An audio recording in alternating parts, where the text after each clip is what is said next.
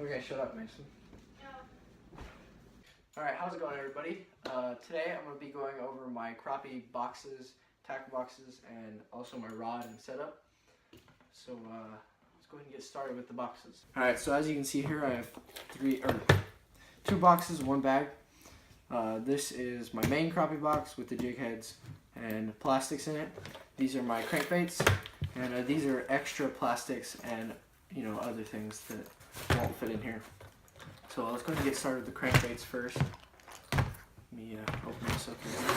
It's a box like this, comes open like that. So basically on the top right here, I have lipless crankbaits right here, crawdads, grasshoppers, little jerk baits, and little crankbaits. And then the bottom here, I have things like a bigger jerk bait, a little bigger deep diver, and a little top water over here for bass and crappie. And so that's the crankbaits right there. Okay, so next we'll talk about this box right here. And this box right here has all my plastics and jig heads and little accessories and stuff. So in the front here, I've got my jig heads and accessories. So here's my favorite type of jig head to use right here. This little one right here. This is a little jig heads I get from Walmart. They're not even expensive, but they work. And they work with most of the Mr. Crappie baits I use. The next one right here, I have little baby jig heads, like this one right here. As you can see, these are the small ones, and those are what I use for smaller baits, like little maggots and these big bite baits. And the next one is where I keep my slab daddies. These right here, these little feather jigs. The only ones I have right now are in pink and black, and then pink and yellow. They seem to work though. The next one right here, I have spinners. And I also have underspins. I got those. And I also have slip spinners in here. So I can put these little slip spinners up my line and give my bait a little more action, a little more rattle. And then right here I have like my trout worm hooks. These are the jig heads I use for my trout max worms. And these will also work for smaller crappie baits. And so then up here I've got all these yellow ones are Strike King Mr. Crappie. And this side right here, I have all of this is refrigerator white.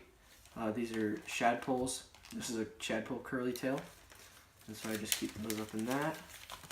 And then right here are all my like black and blue colors. And I have the tuxedo black and chartreuse shad poles right here. And then the June bug chartreuse right here in the Mr. Crappie Thunder. And then I also have Mr. Crappie Joker in the same tuxedo black chartreuse. So there's those. And then right in front of that is where I keep my favorites. These are my pinks and greens and stuff like that. So right here I have the Hot Chicken Mr. Thunder, which is like a pink and yellow. I have the Electric Chicken in Shadpole and also Electric Chicken Thunders.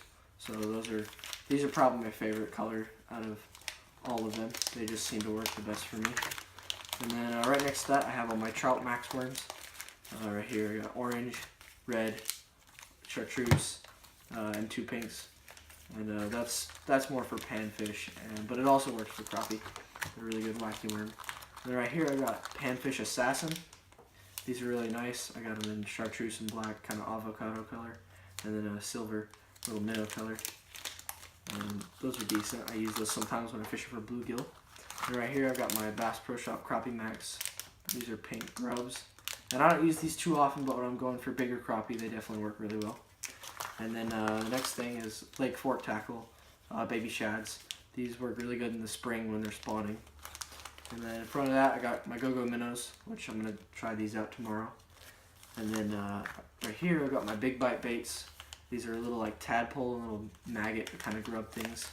These are very small, so these are for baby crappie and little bluegill and stuff like that, stuff with smaller mouths. So let's get that back in there. And all that fits in there pretty neat right there. And let's get into this bag. Alright, so in this bag I sometimes keep my tools in this front pocket right here. And usually in the back I will keep a lot of plastics, like the Bobby Garland plastics, because they come in bigger bags. Right here I have the Bobby Garland baby shads, and I have them in a bunch of different colors. I just kind of stuff them all in the same bag. And then these are the Itsy Bitsy shad, and these are an Electric Chicken again, These are little tiny baits, so I use those occasionally. And then the slab doctor, and these are double-tailed, paddle-tail kind of baits, and also bags too big, so I gotta keep them there.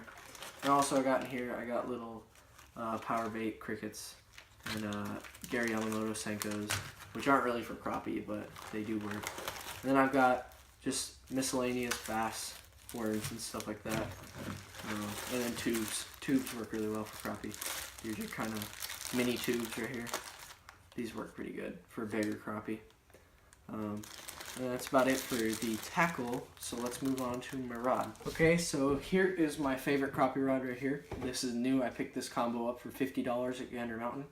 And this is the Gander Mountain Nano Light. I really like this rod. It's an ultra light action with a 5:2:1 gear ratio on the reel. And the rod is pretty stiff up here, but then gives into a pretty soft tip up here. So it really is easy to detect bites, but it's also easy to set the hook into a nice crappie. And right here in the reel, I love the handle on this reel especially because it's big and bulky for the size of the reel. So you can really keep your hand on it and it doesn't slip or anything, which may not seem like a problem, but if it's too small and you're doing this, it really does help. It's a lot better.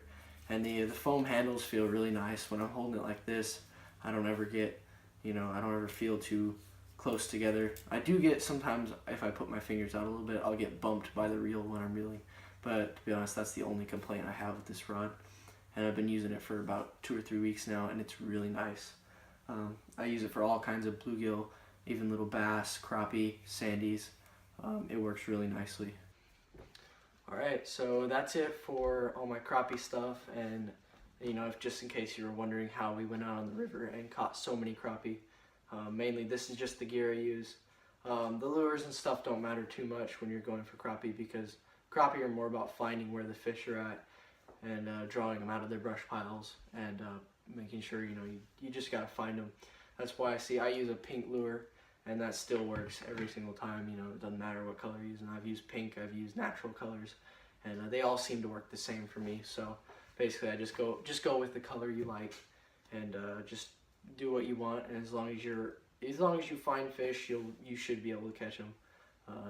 And so now you know why me and my friends here on the channel are crappie masters. Okay, so that's about it for today's video. So I will see you tomorrow. Me and my friend are going to the river, and we're gonna do some more crappie fishing just like usual. Hopefully I'm gonna try and hook up with a bigger crappie today or tomorrow. I'm gonna be using those Bobby Garland slab doctors, and hopefully hook up with a decent 15-16 incher. So I'll see you tomorrow.